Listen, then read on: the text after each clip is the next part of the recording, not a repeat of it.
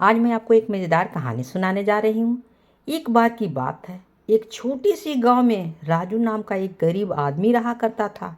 वह छोले भटूरे की ठेला लगाया करता था और बहुत ही गरीब था, लेकिन वह गरीब लोगों को फ्री में ही छोले भटूरे दे दिया करता था। उसकी बीवी कहती है, आज तुमने कितने पैसे कमाए? तो यह सुनकर राजू कहता है, आज मेरे ठेले के पास बहुत सारे गरीब लोग आए थे, इसलिए मैंने उन सभी को मुफ्त में छोले भटूरे दे दिया और इसलिए मेरी आज ज़्यादा कमाई नहीं हो सकी। यह सुनकर उसकी पत्नी बहुत ही चिढ़िया जाती है और कहती है, तुम इतने दयावान क्यों होते जा रहे हो? हम तो बहुत गरीब हैं, लेकिन हमें दूसरों की मदद नहीं करनी चाहिए कि हम खुद ही गरीब हो जाएं। यह सुनकर राजू कहता है, ऐसा नहीं है, हमें दूसरों की मदद करने की सही है, पर दूसरों को खाना खिलाना मैं बहुत बड़ा पुण्य का काम समझता हूँ।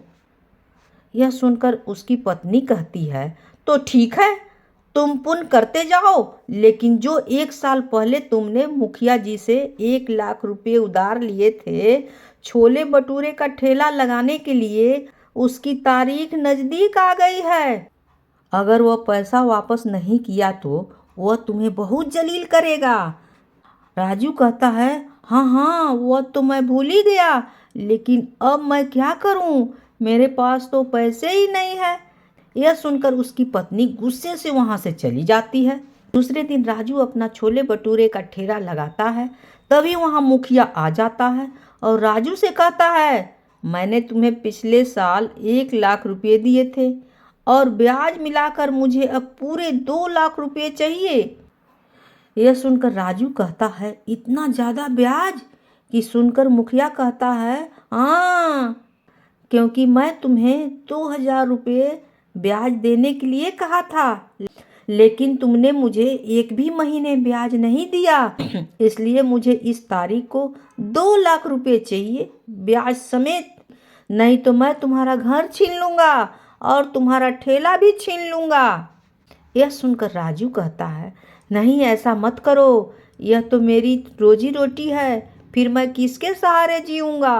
पर मुखिया कहता है, मुझे कुछ नहीं पता, मुझे मेरे पैसे चाहिए ही चाहिए। तुम्हें 1 दिन की मोहलत है, 1 दिन में मुझे 2 लाख रुपए चाहिए ही चाहिए। यह सुनकर राजू कहता है, मैं 1 दिन में 2 लाख रुपए कैसे जमा करूंगा?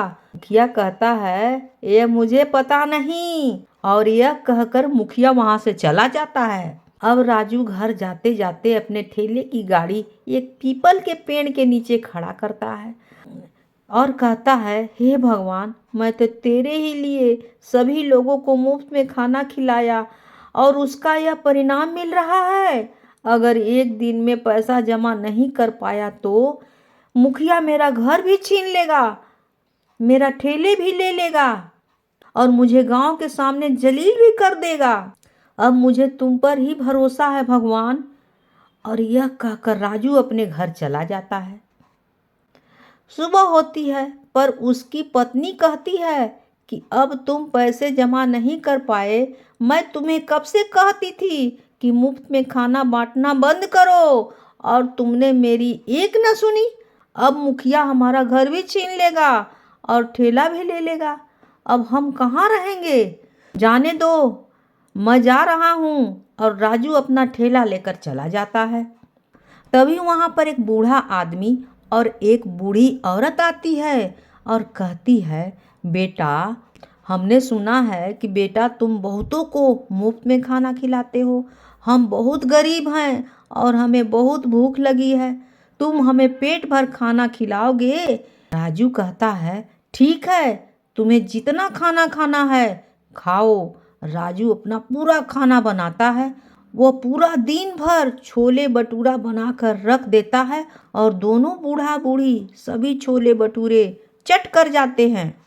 यह देखकर राजू चौंक जाता है और दिल ही दिल सोचता है, यह तो मेरे दिन भर के छोले भटूरे थे, उन्होंने यही खा लिया।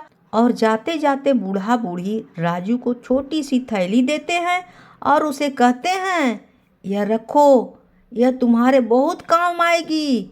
और यह कहकर वह वहाँ से चले जाते हैं।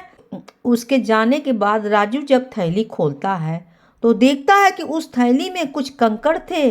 उन कंकड़ों को देखकर राजू कहता है, यह कंकड़ उन्होंने मुझे क्यों दिया? जाने दो, यह कंकड़ मैं उनका आशीर्वाद समझकर रख लेता हूँ। राजू अपना थैला लेकर घर चला जाता है। घर पहुँचने के बाद उसकी पत्नी रहती है, पैसे का इंतजाम हुआ? राजू कहता है, नहीं, अब तक तो मेरे जलील होने का वक्त आ भी गया है। अब मुखिया सारे गांव के सामने मुझे जरूर जलील करेगा और मेरा घर भी छीन लेगा और ठेला भी छीन लेगा। लेकिन यह सुनकर उसकी पत्नी कहती है, जाने दो, जो होगा देखा जाएगा। उसकी पत्नी कहती है, तुम्हारे हाथ में क्या है? तो राजू बताता है, मैंने एक बूढ़ा बूढ़ी को मुफ्त में खाना खिलाया, इसी वजह से उन्होंने मुझे यह दिया है। राजू की पत्नी बहुत ही उत्साहित होकर उस थैले को खोल कर देखती है तो बोलती है, यह तो कंकड़ है, इन कंकड़ का हम क्या करेंगे? यह सुनकर राजू कहता है, जाने दो, उन्होंने कुछ तो दिया।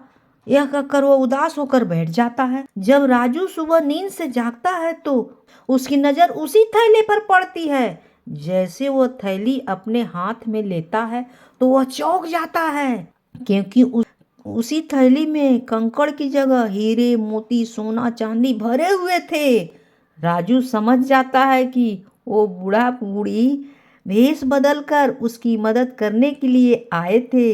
राजू जल्दी से शहर जाता है और एक हीरा बेचकर 2 लाख रुपए लेकर आता है और मुखिया के मुंह पर मार जाता है। और जब वह घर जाता है तो बूढ़ा बूढ़ी राजू के घर आते हैं और राजू से कहते हैं, जब तुम पेड़ के नीचे खड़े होकर भगवान से बातें कर रहे थे तभी हमने सभी बातें सुन ली थी और तुम्हारी मदद करने के लिए आए थे। और सुनो, इन हीरो को बेचने के बाद तुम्हारे पास बहुत सारे पैसे आ जाएंगे, लेकिन अमीर बनने के बाद तुम अपना यह काम नहीं छोड़ना।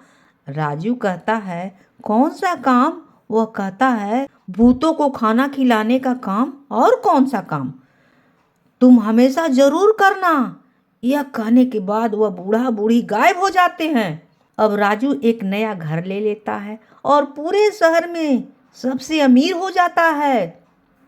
लेकिन वह अभी भी छोले भटूरे ही बेचता है और बहुत लोगों को और गरीब लोगों को भी मुफ्त में खाना खिलाने का काम करता है। और ऐसे ही वह अपनी जिंदगी गुजारता है और दोनों पति पत्नी खुशी से रहने लगे। कहानी होती है समाप्त।